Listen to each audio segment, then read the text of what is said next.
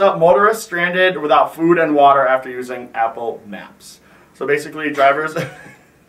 I was waiting for this one. I really wanted to talk about this. So drivers in Australia were stranded in a national park in Victoria State for a day without food and water after being led astray by Apple's iPhone mapping application, according to police.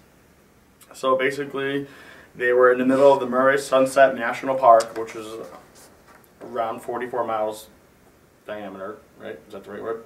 I don't know why I'm like this, but... and they said...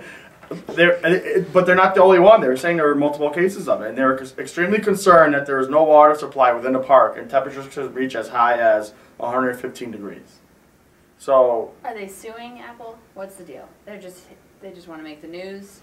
Like, are you that dumb that they don't have another application on their phone that can give you another map? It has to be that map. Well, they probably wasted the battery. Did it say that? I don't know. Well, you think you're in the middle of the desert. You know, you're using a phone's GPS. You might lose signal, just saying. You're in a desert in Australia. Not to matter that, really, who cares about Australia? And you didn't pack extra water? Exactly. Why is it the park or Apple's just jumped fault? in a kangaroo pouch and found their way back to the... It's true. It's true. Like little Joeys.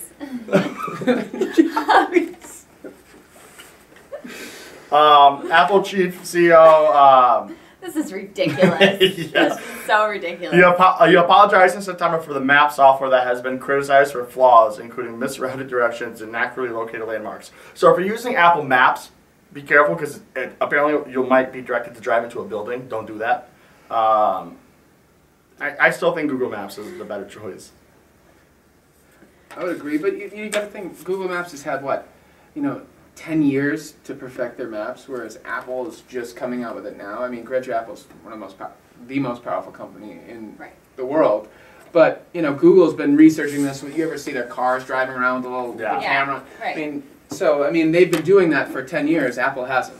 So if you're going to go into this voyage that you need food and water to survive, would you rely on a company that is new to this industry? I wouldn't rely on a cell phone. I'd orient a map with a compass. That's what I would do. With extra water. With extra water. I mean, you should have that when you're in the desert. Exactly.